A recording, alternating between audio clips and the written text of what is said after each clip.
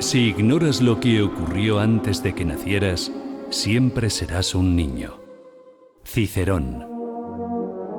Una hora con la historia, un nuevo enfoque del pasado deshaciendo mitos. Con Pío Moa, aquí, en Radio Inter.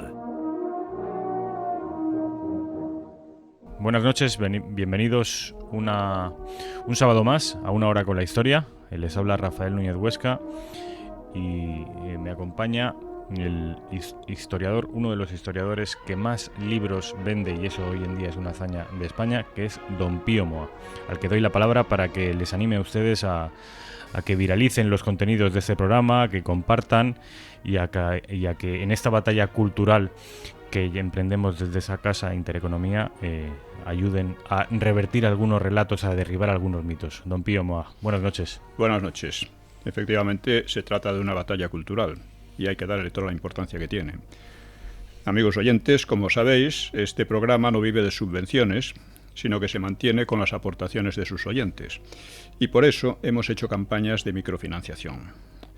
Con ello conseguimos cubrir los gastos más estrictamente necesarios, que ascienden a unos 3.000 euros al mes, que no llegan para permitir emprender acciones de publicidad o para aumentar su audiencia ni otras actividades que serían muy convenientes.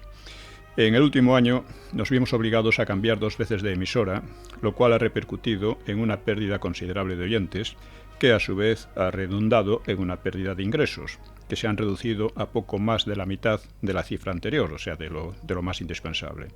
Y ello pone en serio riesgo la continuidad del programa. Actualmente tenemos contribuciones de entre 5 y 200 euros al mes. De 200 solo una, y algunas de 100. Obviamente es pocas y en descenso por las razones dichas. Por lo tanto, volvemos a insistir en la necesidad de vuestras contribuciones. La cuenta para las aportaciones es en el BBVA, es IBAN ES09 0182 1364 33 020 154 3346. Esta la podéis ver en YouTube, si buscáis. Pueden verla en YouTube pulsando en Una hora con la historia. Una hora con la historia es un programa único en su formato en España y creemos que muy necesario frente a la masa de embustes con que se abona el socavamiento de España como nación y la degradación de la política y de la democracia. Esta es una tarea en la que debemos comprometernos todos.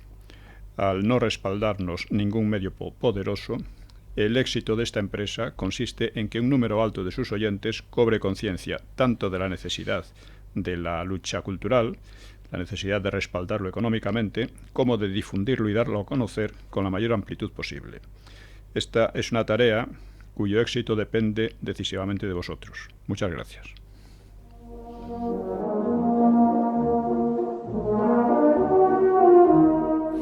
Y una vez dicho esto, vamos, don Pío, a hablar sobre un tema que además es bastante recurrente y es la transición española hace unos años glorificada y tengo la sensación que últimamente empieza a envejecer mal, ya no solo por parte de una izquierda radical, sino el otro día escribía Alejo Vidal-Quadras que de aquellos polvos estos lodos, es decir, que el Estado está empezando a resentirse de aquella arquitectura jurídica que se organizó en el 78. Sí, y por eso conviene entender cuándo empezó la transición y cuál fue el mensaje de los españoles a los políticos en relación con ella.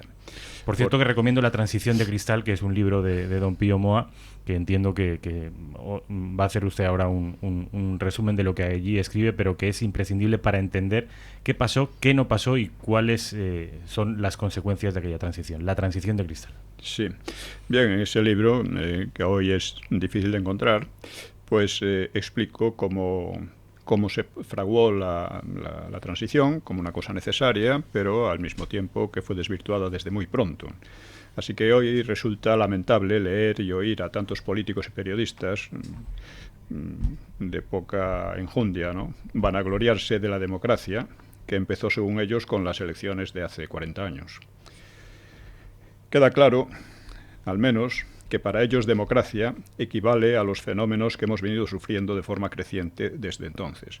O sea, corrupción masiva, desempleo masivo, incluso en las etapas de mayor prosperidad había un desempleo muy alto, auge y creciente ímpetu de los separatismos, mientras que el Estado español se ha hecho residual en varias regiones, como decía Maragall de Cataluña, rescate de la ETA premiando sus crímenes con legalidad, presencia institucional, proyección exterior, dinero público, liberación de presos, etc., en una metódica liquidación del Estado de Derecho.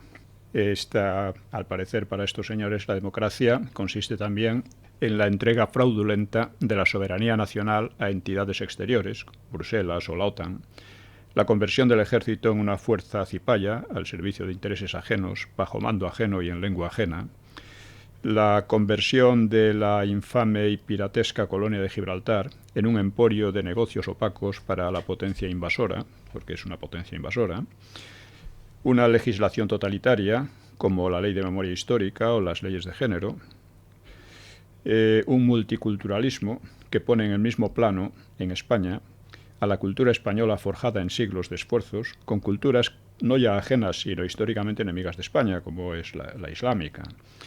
Una inmigración irresponsable y descontrolada, una colonización cultural acelerada que está desplazando nuestro propio idioma en beneficio del inglés en España, una degradación de la justicia bien visible, de la que se viene hablando años y que no se corrige, una anulación de hecho de la Constitución en sus artículos más favorables a España, mientras que aquellos artículos que permiten una cierta tendencia a los separatismos o a la balcanización, ¿no?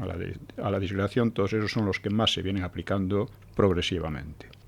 Y eso por no mencionar aspectos de alcance social más profundo, como la corrosión sistemática de la familia, con la destrucción masiva de vidas humanas en el seno materno, un crimen que intenta disfrazarse con palabrería de derechos supuestamente democráticos, o con las tasas altísimas de fracaso familiar y conyugal y las correspondientes repercusiones sobre los hijos, o con una violencia doméstica creciente entre parejas y entre padres e hijos, de esta última se habla poco, pero es importante y va en aumento, o con un alto índice de fracaso escolar, de violencia en las aulas, con el acoso, un acoso que está llevando incluso a la muerte, ¿no? A algunos, ¿no?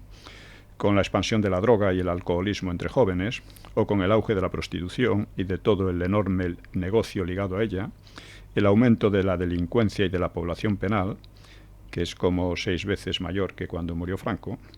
En fin, todos los índices de salud social no han cesado de empeorar en estas 4 décadas de lo que ufanamente llaman democracia los mismos que la parasitan y la degradan. Todos estos datos y otros que pudieran aducirse revelan la realidad de una democracia fallida después de tantos años de demagogias, ilegalidades, corrupción y abusos que ya amenazan a la misma existencia de la nación, como ocurrió en 1936, por cierto. Y sin embargo no tenía por qué haber sido así.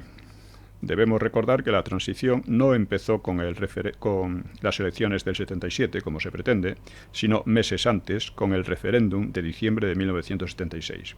He insistido en ello en la transición de cristal, y casi todo el mundo quiere olvidarlo, por lo que lo resumiré aquí. El referéndum decidió entre 2 posiciones básicas y fundamentales, llamadas entonces reforma y ruptura. Toda la oposición antifranquista abogaba por la ruptura, que en síntesis suponía la condena del franquismo para saltar por encima de él y enlazar con la supuesta legitimidad de la República y del Frente Popular. Es decir, con un régimen caótico como fue la República y otro sencillamente fraudulento y criminal, como no puede ignorar nadie que se informe sobre los hechos.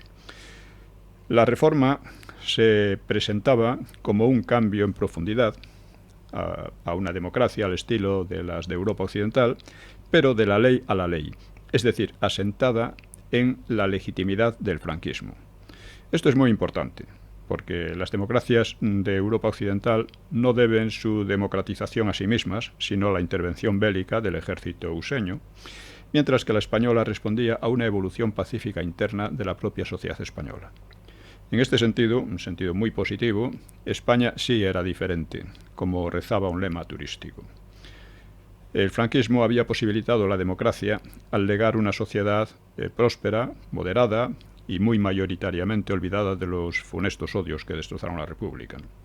Por eso, sin respeto a Franco, como vengo insistiendo, no puede haber democracia real, por paradójico que suene a los desinformados, mientras que el antifranquismo se ha convertido en un cáncer de la política, reduciéndola a una farsa.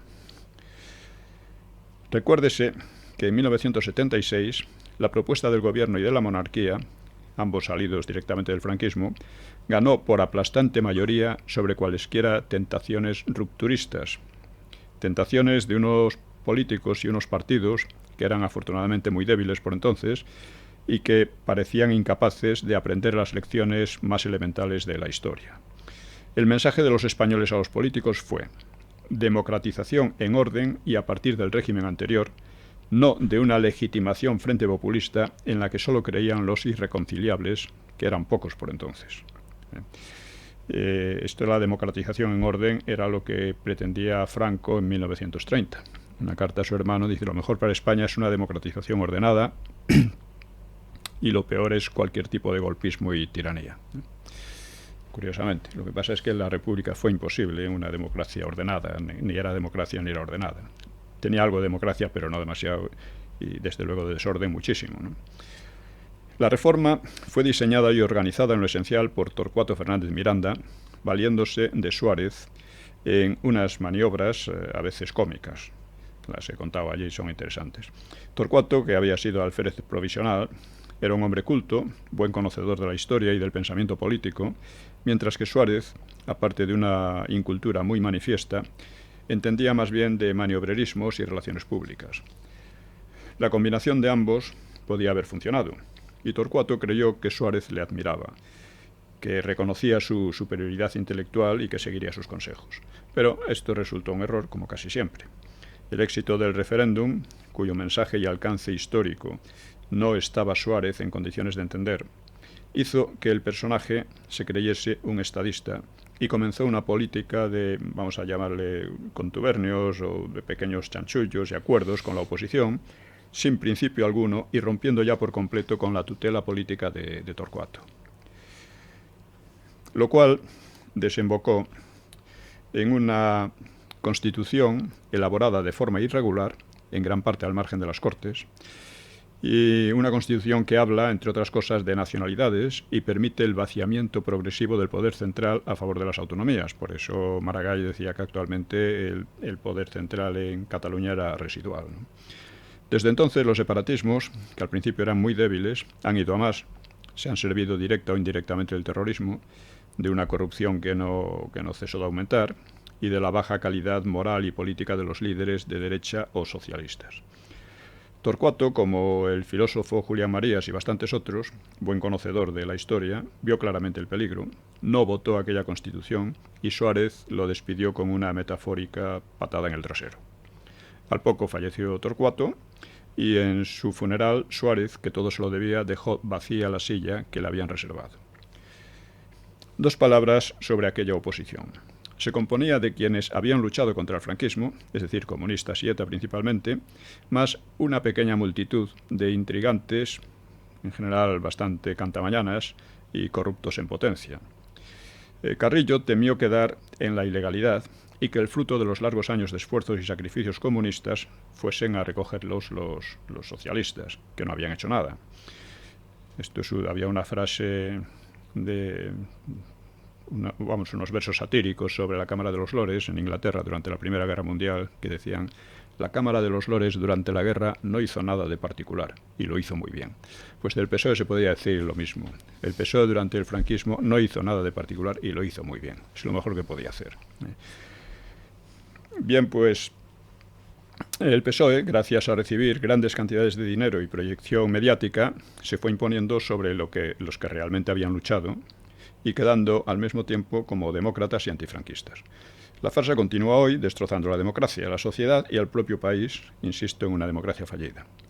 Piénsese en lo que hubiera supuesto desde el comienzo mismo de la transición que quienes la organizaron, la transición, dejaran clara su procedencia, los inmensos méritos del franquismo que hacían posible la democracia y la calidad caótica de la República y la calidad criminal del Frente Popular.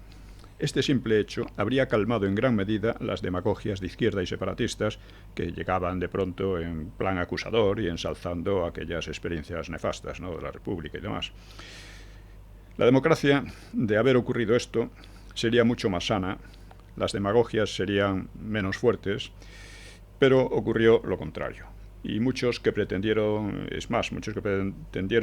defender al franquismo lo hicieron tan mal que, como decía Ricardo de la Cierva, daban armas a sus contrarios.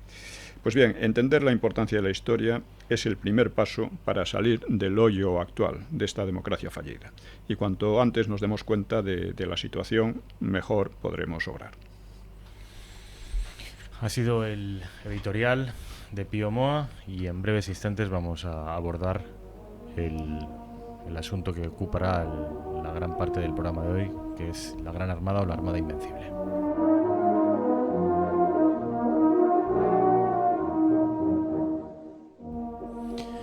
Don Pío Moa, uno de los grandes mitos de la historia de España, esa catástrofe naval, la más gigantesca de la historia y que supuso el inicio del declinar del imperio, eso es lo que los estudiantes adoctrinados en la LOCSE piensan y lo que en realidad piensa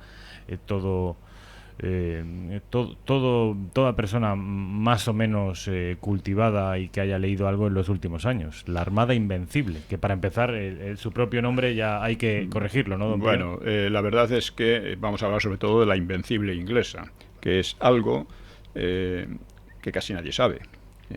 O sea, la Armada existió una Invencible inglesa. Un desastre mucho mayor que la española, ¿no? Cientos de millones de personas dentro y fuera de España han leído o han oído hablar del desastre de la Invencible española, que por cierto en España nunca se la llamó Invencible, eso se lo pusieron los ingleses para redondear su éxito, ¿no? En cambio, muy pocos en la propia España conocen la otra Invencible, la inglesa, cuyo desastre fue bastante peor. Pocos, incluyo en ello, cosa que me ha asombrado algunas veces, profesores de historia, que no sabían nada de ella. Profesores de historia y gente muy ilustrada, incluso a veces militares, que no sabían nada de este suceso que fue importantísimo, ¿no? En cuanto a la Armada Española, España armó una gran escuadra para invadir Inglaterra, debido al apoyo de la reina inglesa Isabel a los rebeldes calvinistas de Flandes y a la piratería, ¿no?, y a todas las acciones agresivas que desarrollaba Inglaterra contra España, ¿no? Pero la empresa fracasó ante la movilización naval inglesa, que por lo visto tenía una artillería mejor, y fracasó también gracias a la alianza de los factores climáticos, por así decir. El nombre, los españoles la llamaron la Grande y Felicísima Armada, y el nombre se lo pusieron los ingleses para aumentar, como digo, esa impresión de desastre, ¿no?, y el mérito propio, ¿no? Incluso se lee, en plan feminista patriótico, que Felipe II fue derrotado por una mujer, la reina Isabel. Aquella frase de Felipe II de enviado a mis barcos a combatir contra los ingleses, no contra los elementos, ¿no, don Pío? Contra los hombres, ¿no? Sí, pero respondía a la realidad. O sea, de verdad hubo una tormenta gigantesca que ayudó a los británicos. Bueno, ahora lo vamos a ver, ¿no? Las cosas ocurrieron de un modo muy distinto a como casi todo el mundo cree que ocurrieron. La Armada tenía la misión de embarcar a los tercios de Flandes para invadir Inglaterra y derrocar a Isabel.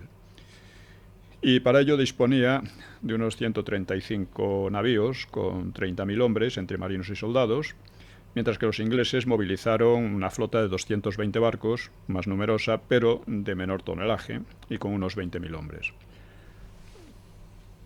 Pues teniendo en cuenta la capacidad técnica de la época, lanzar una armada tan grande solo podía hacerse confiando en el buen tiempo y en vientos favorables, cosa que muchas veces no ocurría, porque un temporal podía dispersarla y provocar muchos naufragios, ¿no? De hecho, en cuanto empezó a salir, un temporal dispersó los barcos cerca de La Coruña y tardaron un mes en reagruparse para volver al Canal de la Mancha y a Calais. En realidad, esto pasaba también a los ingleses y pasaba a todos, ¿no? En fin, de todas maneras, una vez se reagruparon, pues pudieron llegar al Canal de la Mancha y perdiendo solo 2 buques accidentalmente, ¿no? En Calais, los ingleses lograron dispersar la flota utilizando brulotes, que se llamaban, es decir, destruyeron 8 barcos importantes suyos para convertirlos en una especie de plataformas con cañones, les prendieron fuego y, claro, disparaban en todas las direcciones y los barcos españoles se dispersaron, ¿no? Pero, aún así, al día siguiente la flota española se reagrupó y presentó batalla en Gravelinas. Esta fue la única batalla real, ¿no? Y apenas lo fue, porque los barcos ingleses rehuían la lucha directa, cañoneaban de lejos, etcétera, ¿no?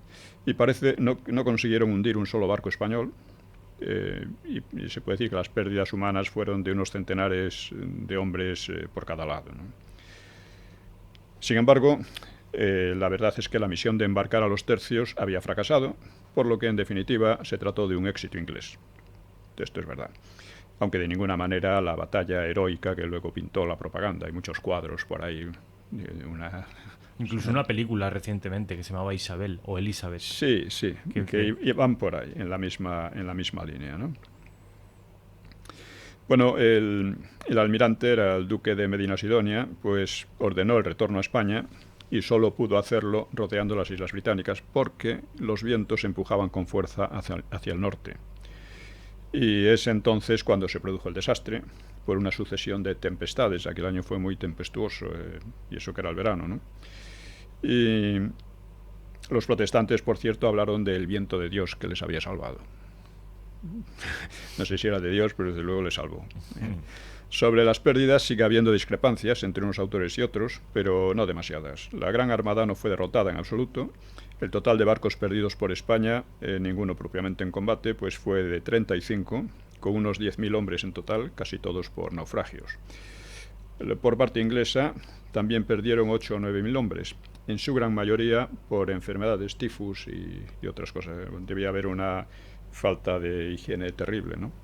Y todavía murieron otros muchos por hambre, ya que el dinero se gastó en celebraciones de la aristocracia, mientras los marineros quedaban sumidos en la miseria. El principal consejero político, como sea William Cecil, Lord Burghley, esperaba que por muerte o enfermedad o algo parecido podamos ahorrarnos parte de la paga. Felipe II, en cambio, hizo cuanto pudo por socorrer a los marineros y, desde luego, no buscó chivos expiatorios, ¿no?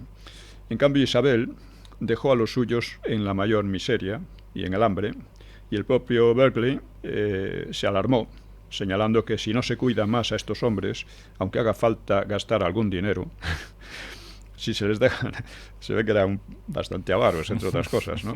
Si se les deja morir de hambre y miseria, decía él, difícilmente conseguiremos que vuelvan a ayudarnos. Esta es cómo trataban a su propia gente, ¿no? Los ingleses, los dirigentes ingleses.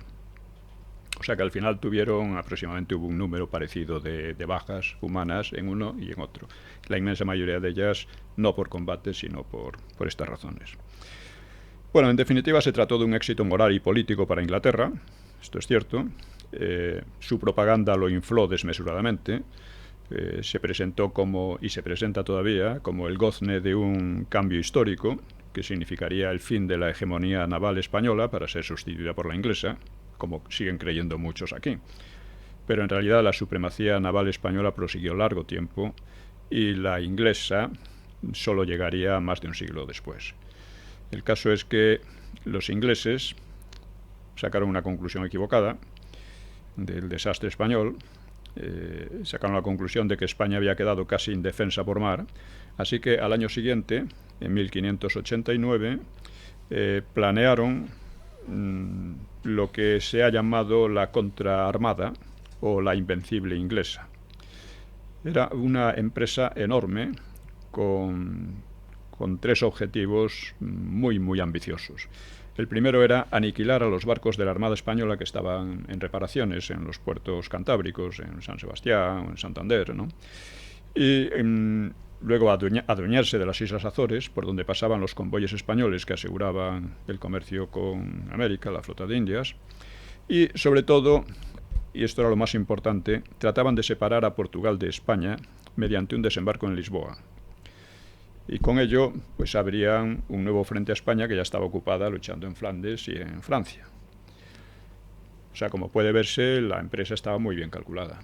Hay que recordar también a nuestros oyentes que en aquellos años Portugal y España, por vía matrimonio, Sí. Estaban unidas bajo una misma corona. Estaban unidas por una cuestión dinástica. Al morir el rey Sebastián, hubo ciertas querellas, ahora lo mencionaremos, ¿no? El objetivo de Portugal pues, requiere una explicación, claro. Por derecho dinástico, Felipe II había incorporado Portugal a una unión ibérica en 1581, es decir, 8 años antes. Esta unión era una mala noticia para Inglaterra, porque desde siglos atrás Inglaterra mantenía una alianza con Portugal y contra España. Es la alianza más antigua de Europa, porque creo que sigue en vigor. Y de hecho, por ejemplo, habían sido los arqueros ingleses quienes habían decidido la batalla de Aljubarrota en 1385, la batalla que había permitido a Portugal mantenerse independiente. Ya lo era de antes, pero entonces pudo haberse unido a Castilla y no ocurrió eso, ¿no? Pero así que, como digo, Felipe II, el duque de Alba, pues invadió Portugal, no encontró apenas resistencia, pero le surgió un rival, Antonio, prior de Crato, que pues en una batalla fue fácilmente vencido y entonces, una vez derrotado, huyó a Inglaterra y ofreció a Isabel una cuantiosísima recompensa si le ayudaba a hacerse con el trono portugués. O sea, las ofertas económicas y políticas que hacía Antonio a Isabel, pues prácticamente convertían a Portugal en una dependencia de Inglaterra, en un estado vasallo, ¿no? Hasta con guarniciones inglesas pagadas por Portugal. A su vez, para España, pues sería un golpe militar, un golpe económico y político de alcance estratégico. Indudablemente sería brutal, ¿no? Antonio convenció a los ingleses de que tan pronto desembarcasen, la población se les uniría, sublevándose contra Felipe II. Y con ese optimismo, pues emprendieron la expedición, al mando del almirante Drake, y del general Norris. Drake llevaba la armada y Norris las fuerzas de tierra, que iban a ocupar Portugal y luego más tarde irían a tomar las Azores, ¿no? Drake había pirateado abundantemente por cuenta de la reina Isabel y había obtenido un renombre seguramente excesivo por su actuación contra la Gran Armada Española. También fue el segundo en dar una vuelta al mundo. Bueno, pues la empresa fue planificada como una operación comercial en toda regla, ¿no? Isabel y el gobierno holandés serían los principales accionistas, así como un número considerable de aristócratas y de comerciantes, y todos, lógicamente, esperaban obtener un botín cuantiosísimo, particularmente con la captura de la flota de Indias en las Azores, ¿no? Cuando a su vuelta de América. La Armada inglesa tuvo al principio problemas parecidos a la española, porque debido a las galernas fue dispersada y eso obligó a retrasos en la organización que le hicieron consumir parte considerable de los víveres disponibles antes de salir definitivamente al mar. Ese fue ya un contratiempo inicial, ¿no? Como lo había pasado a la Armada española, ¿no? Otro problema era la indisciplina de los marineros. A lo mejor eso no lo he leído en ningún sitio, pero podría estar propiciada por la pésima experiencia después de la Gran Armada, ¿no? De la Armada española, cuando les dejaron morirse de hambre prácticamente y de enfermedades, ¿no? Lo que ha explicado usted antes. Sí. De modo que Drake y los oficiales pues se imponían con dificultades. La flota reunida de todas formas era enorme, unas 150 naves, o sea, más que la Gran Armada Española, con unos 27.000 hombres, algunos de ellos holandeses, algo así como 1 millar de ellos, así. Pues bien, la expedición empezó ya mal, como digo, por estos retrasos, y porque antes de llegar a las costas españolas, pues desertaron unos 2.000 marineros llevándose sus barcos. Ya de entrada la cosa no iba muy bien. Y contra lo previsto, Drake no atacó Santander o San Sebastián, para destruir los barcos que quedaban de la Armada Española. Hay que decir que la pérdida de barcos en la Armada fue sobre todo de barcos comerciales o de transporte. Los galeones, propiamente dichos, no se perdió ni uno. salieron dañados, pero no. El galeón era un tipo de barco que era muy difícil de hundir. El galeón fue perfeccionado por los españoles, fue una de las bases, por así decir, tecnológicas del dominio de América, del imperio y demás, ¿no? Bien, pues en vez de ir a Santander o San Sebastián, a San Sebastián, pues se fue porque él temía quedar encerrado por barcos españoles que salieran de otros puertos. Es la explicación que se da, en realidad no se sabe muy bien por qué lo hizo, ¿no? También en vez de eso se fue a La Coruña. Quizá porque le pareció menos expuesta a verse encerrado y porque La Coruña tenía sus ventajas, era una base naval importante, ofrecía un buen botín y víveres, y además se corría el rumor de que había allí una gran cantidad de dinero. Otra cosa también era que sus defensas eran deficientes y en aquel momento había en el puerto pocos barcos militares. Así que desembarcaron 8.000 soldados que tomaron fácilmente la parte baja de la ciudad, la parte más desguarnecida, pero se estrellaron contra los muros de la parte alta, donde sufrieron numerosas bajas, ¿no? Fue una defensa bien dirigida por un capitán que se llamaba Juan Varela. Por otra parte, asaltaron también las bodegas, con resultado de muchas borracheras y una mayor indisciplina. Dos galeras españolas, además, se deslizaban entre los barcos ingleses y abastecían al fuerte sitiado. Eso revela también cómo se desarrollaba la situación, ¿no? Una mujer, María Pita, que casi todo el mundo ha oído hablar de ella, pero no lo relacionan con la contraarmada, no lo relacionan con el conjunto de estos hechos, ¿no? Pues a esta mujer los ingleses acababan de matarle el marido, supongo que de un disparo, y entonces ella parece que se enfureció, arremetió contra el alférez que dirigía el asalto y lo atravesó con una pica.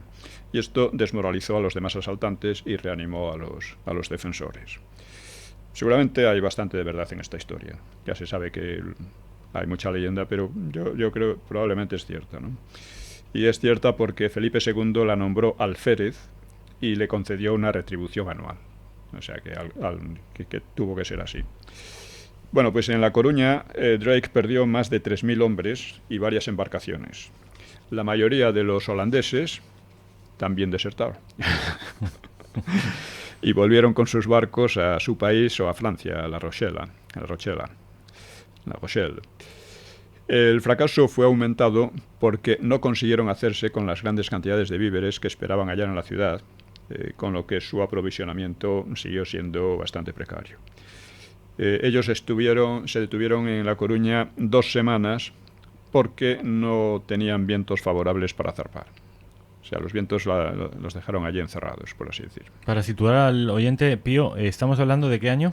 1589, el año siguiente a la Armada Española, que fue en 1588. Bueno, pues con todos estos contratiempos, la Armada seguía siendo una fuerza muy temible, ¿no? Conservaba la mayor parte de los barcos y la mayor parte de los hombres, ¿no? Y Drake consiguió mantenerla en orden para dirigirse a Lisboa, que era su gran objetivo estratégico, ¿no? Pero por mar, ¿no? Por mar, claro. A pesar de haber desembarcado en La Coruña, el objetivo era llegar a Lisboa por mar. Claro. Desembarcaron en La Coruña, pues tratando de hacer el mayor daño posible a los puertos españoles y ya está. Pero el objetivo era llegar con la flota a Lisboa, sublevar a Portugal y apartar a Portugal de la España, corona, ¿no? De la corona. Bueno, pues según los informes que ellos tenían, las guarniciones de la ciudad de Lisboa estaban ya pues preparadas para colaborar, para ponerse a su disposición, ¿no? Y a sublevarse, contra España, ¿no? Pero las autoridades hispano-portuguesas habían aprovechado la quincena pasada por los ingleses en La Coruña y habían reforzado las guarniciones y asegurado su fidelidad. Luego veremos otro pequeño desastre que les ocurrió, ¿no? Así que hacia finales de mayo, la flota de Drake arribó a Peniche, que es un pequeño puerto a unos 80 kilómetros al norte de Lisboa.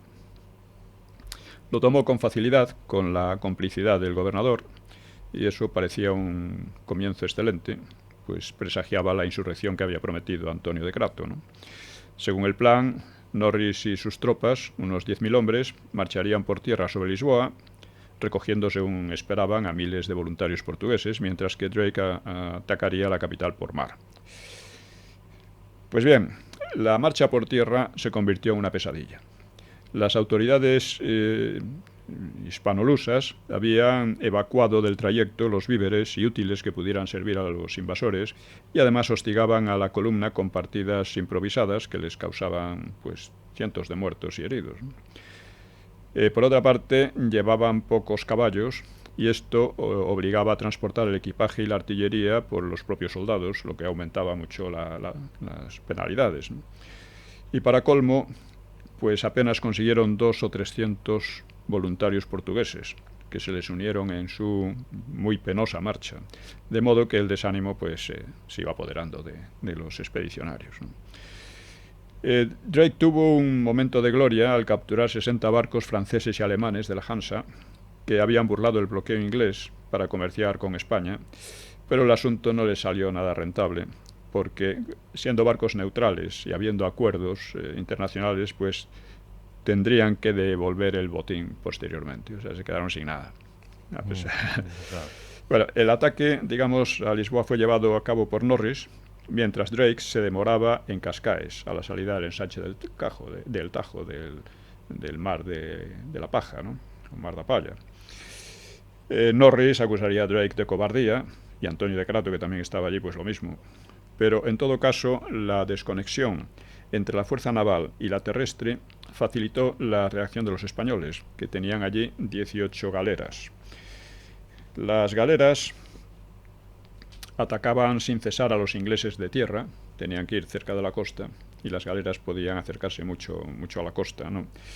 Y además utilizaron trucos, o sea, en un momento dado los ingleses pues ocultaron de noche su campamento sin luces ni nada, y entonces para descubrir dónde estaban y atacarlos, pues empezaron o sea, los españoles fingieron un desembarco con mucho ruido y mucho estrépito, con lo cual los ingleses inmediatamente encendieron luces para prepararse a la defensa. Y ahí los masacraron. Los otros vieron su posición desde el mar y bueno. Es decir, cuando Norris lanzó por fin el asalto a la ciudad, fue nuevamente desbaratado por el fuego de las galeras y de las pequeñas tropas desembarcadas. De modo que finalmente optó por retirarse y fue hostigado por las tropas españolas y portuguesas, que entre otras cosas, lo que decía antes, pues capturaron los papeles secretos de Antonio de Crato, en los que figuraba la lista de sus conjurados que debían haber provocado la insurrección contra España. Y que claro, no llegaron a tener no sé qué pasaría con ellos, imagino que no les pasaría nada bueno. Bien, aunque no tengo noticias de eso en concreto, ¿no? La retirada inglesa por mar pues fue igualmente penosa, porque la fuerza había sido tan castigada, por una parte por los ataques españoles y más aún por las enfermedades, que solo le quedaban 2.000 hombres en estado de combatir. 2.000 hombres y 20 barcos. Por consiguiente, Norris se volvió a Inglaterra con gran número de heridos y enfermos, y las galeras españolas los persiguieron a los barcos ingleses, que apenas podían moverse porque había escasez de vientos en aquel momento, y les ocasionaron cientos de muertos más, capturándole además media docena de embarcaciones. Drake todavía pensó en cumplir la misión atacando las Azores, pero solo tenía 20 barcos. Para capturar la flota de India solo le quedaban 20 barcos, pero bueno, les permitiría al menos resarcir a los accionistas de sus enormes gastos, ¿no? Bueno, pues el intento acabó desbaratado por una nueva tempestad, de modo que decidió volver a Inglaterra en pésimas condiciones. Aún así aprovechó para saquear la isla de Madeira y Vigo, donde también perdió bastante gente. Y al llegar a Inglaterra, pues pasaron dos cosas que acabaron de convertir en un desastre absoluto aquello. Y fue que, primero, parte de las tripulaciones se amotinó porque recibieron una paga que era absolutamente irrisoria para los peligros y penalidades pasados, ¿no? Y los enfermos propagaron epidemias por el sur de Inglaterra. O sea, no se puede El haber... balance no puede ser más desastroso, vamos. No puede ser más desastroso. Es una cosa curiosa. Bueno, esto, bueno, ya hablaremos más de esto. Como balance final, pues la Invencible inglesa perdió 40 barcos hundidos o capturados, tuvo entre 13.000 y 15.000 muertos, más 5.000 desertores, que se fueron en otros 30 navíos que perdieron. O sea, los desertores no se iban ellos solos, claro, se iban en barcos. Fue el mayor desastre naval de Inglaterra. Solo puede compararse con el de Cartagena de Indias un siglo y medio después. Y económicamente fue una ruina total.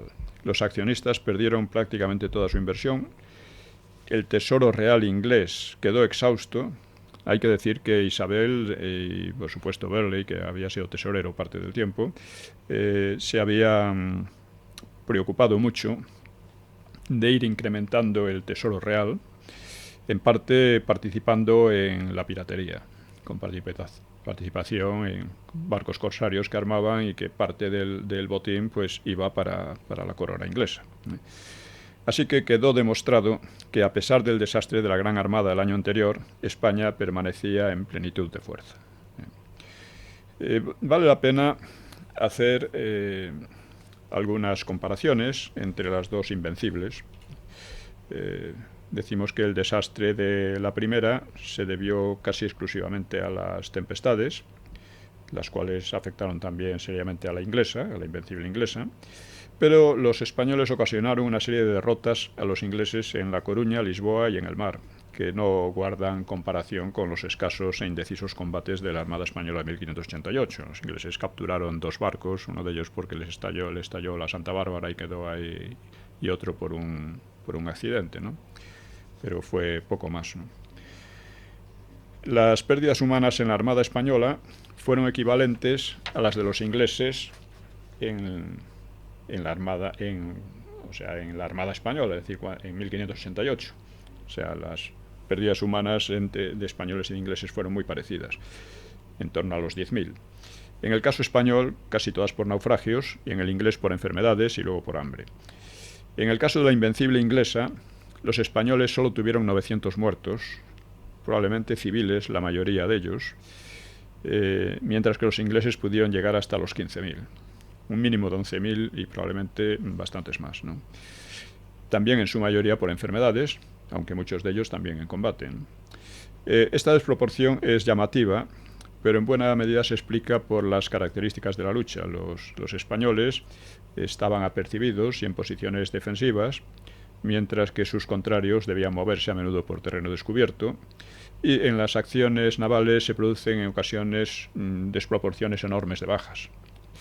Así, por poner un ejemplo, en un combate en Lisboa, los españoles tuvieron 2 muertos y los ingleses más de 500. Y ello se explica porque la falta de viento impedía a los barcos ingleses maniobrar para disparar de costado, que en eso tenía una superioridad absoluta sobre las galeras. Pero las galeras podían moverse a fuerza de remos y, estando los barcos ingleses medio parados, se colocaban a su popa y desde allí disparaban. Los masacraban, o sea, de manera impune, ¿no? Porque no dependían del viento. La galera, además, don Pío, tengo entendido que era un barco también español, propiamente. No. Eran barcos muy, en fin, ligeros y muy versátiles, no lo sé. ¿no? Bueno, eran barcos buenos para el Mediterráneo, no tan buenos para el Atlántico. En el Atlántico nunca dieron demasiado juego. O sea, en el Atlántico rápidamente se optó por los grandes veleros, los galeones en especial, ¿no? Los españoles, ¿no? Los galeones, que esto sí que era un barco al menos perfeccionado por los españoles. Sí. Muy perfeccionado por los españoles. Pero acaba de citar usted antes a Cartagena de Indias y aparte de la contraarmada. ¿Y dónde está ese mito de los británicos invencibles por el mar y con esa superioridad aplastante que es el relato hegemónico? Es el relato hegemónico, sí, ya veremos algo de eso, ¿no? Digamos, además, o sea, los españoles indudablemente capturaron, hundieron muchos más barcos que los ingleses el año anterior, ¿no? La campaña de la Invencible española duró entre el 15 de abril y el 10 de julio, casi 3 meses, algo más corta. Estoy hablando de la invencible inglesa. La española fue entre el 22 de agosto y finales de septiembre. Importa señalar que por entonces Inglaterra tenía las manos libres, porque este también es otro aspecto, para operar en cualquier dirección y concentrar todas sus fuerzas en cualquier dirección, en este caso en el mar.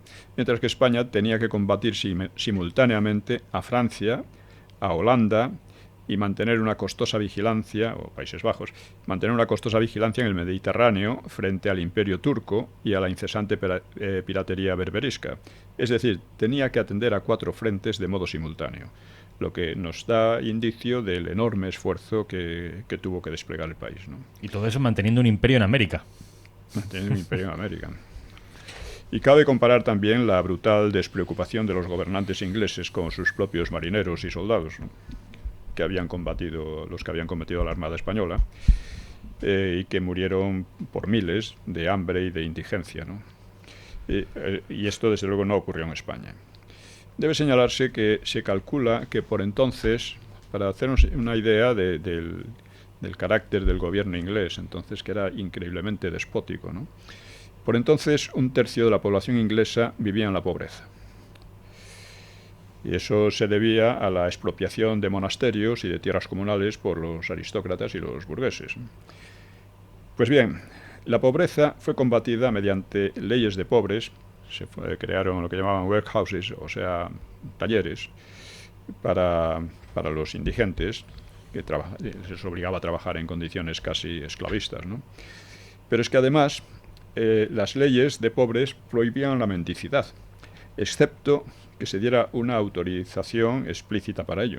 Llevaran un papel que dijera que podían mendigar. Mendigar sin permiso llevaba fuertes penas, que iban desde perder una oreja o ser azotado hasta ser ahorcados. Y muchos lo fueron, desde luego por el delito de mendigar sin permiso.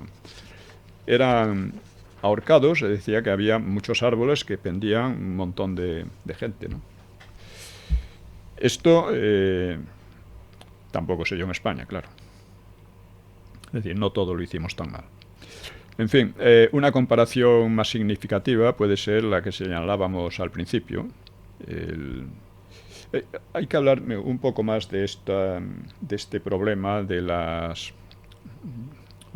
expulsión de campesinos de sus tierras ancestrales para dedicarlas a las ovejas.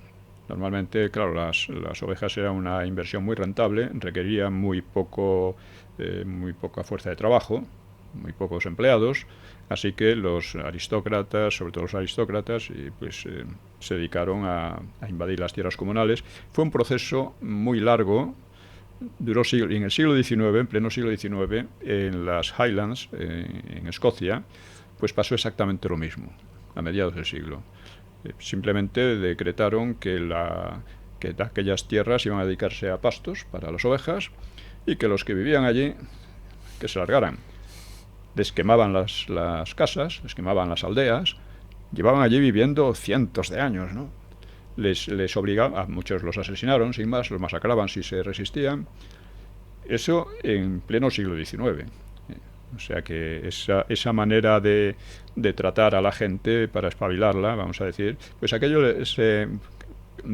ha pasado a la historia como la limpieza de las Highlands. Limpieza. The Highlands Clearances. Limpieza de las Highlands. Esa capacidad para crear eufemismos es terrible, ¿no? En la política, ¿no? Bueno, una comparación también más significativa, pues puede ser la que señalábamos al principio. O sea, el fracaso de la invencible española es conocido en todo el mundo, no solo en España e Inglaterra, en todo el mundo, ¿no? Ha sido popularizada en infinidad de comentarios, en pintura, en literatura, en historia más o menos fiable, en cine, en fin. Así, es una cosa que se da por sabida y por hecha, ¿no? En cambio, el desastre mucho mayor de la contraarmada inglesa, pues apenas sigue siendo conocida más que de los especialistas. Y ni siquiera de todos, decía usted al principio. Sí, ni siquiera de todos, ¿no? En cambio, hay que decir también que esto pasaba, ahora ya no pasa tanto, pero pasó en relación con la batalla de Cartagena de Indias y con Blas de Lezo. Esto estaba completamente olvidado en España. Completamente olvidado. Yo escribí un artículo en Libertad Digital, ahora ya, yo que sé, 15 años, no sé. Y es que por entonces casi nadie había oído hablar de esto. Afortunadamente ahora se ha hablado mucho más, hay mucha más gente se ha puesto que de lo moda conoce. Aquello, lo de Blas de Lezo. En gran medida se ha puesto de moda. Blas de Lezo se le ha hecho un pequeño monumento, demasiado pequeño. Fíjese el monumento a Nelson en Trafalgar Square, ¿no? Demasiado pequeño. Pero bueno, ahí está, por suscripción popular. Mientras que sin suscripción popular, el PP, me gusta recordarlo, lo he recordado ya varias veces y hay que insistir porque es significativo. El ayuntamiento del PP ha dedicado al lado mismo una plaza a Margaret Thatcher, ¿no? Esta señora, la señora Thatcher, pues es desde luego una gran patriota inglesa, pero de patriota española no tenía nada. O sea, estando en Gibraltar, con motivo de un incidente en la bahía, dijo: bombardeemos Madrid. Lo dijo con una... Vamos a decir, no lo dijo en serio, es imposible, ¿no? Puede que estuviera bebida también, ¿no? Porque era algo alcohólica, ¿no? Pero muestra un espíritu. Esa absurda anglofilia que usted tanto denuncia en sus escritos.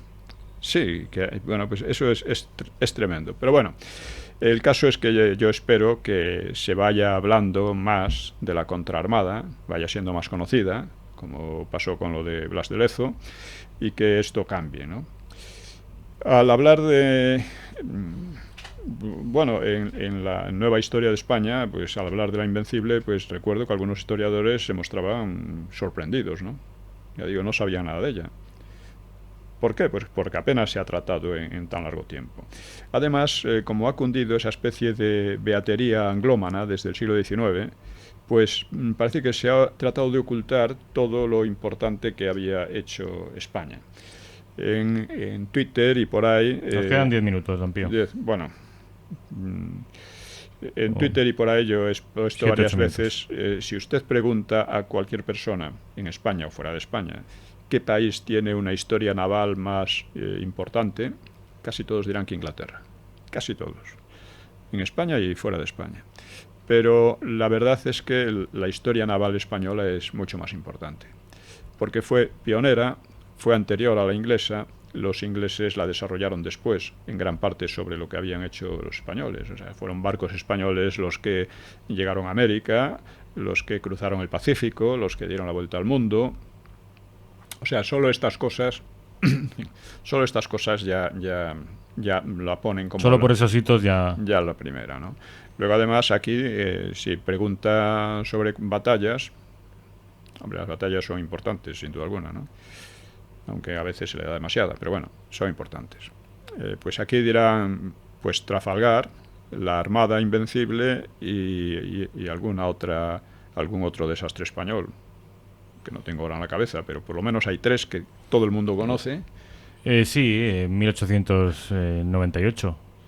Bueno, sí, el desastre frente a USA. Bueno, pues...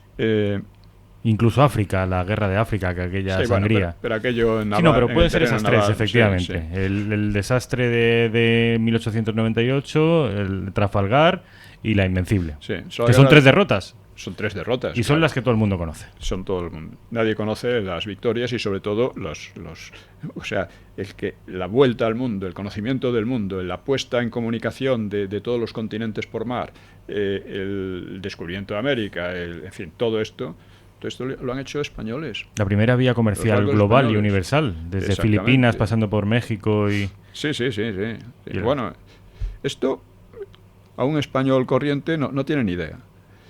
Los ingleses, hay que reconocer, los ingleses han sabido darle muchísimo bombo a sus éxitos. Por ejemplo, y además han procurado ocultar sus fracasos. Por ejemplo, el caso de Cartagena de Indias, el rey ordenó que no se hablara de ello, que las historias no contasen aquello. Pero se habían creado incluso monedas. Sí, monedas que ya... A Vernon sometiendo a Blas de Lezo. Sí, eso es. Bueno, pues entonces de esto podemos hablar en otra ocasión, ¿no? Bueno, en definitiva, no se trata aquí de entablar un pugilato de patriotería, a ver quién es más patriota o nada, pero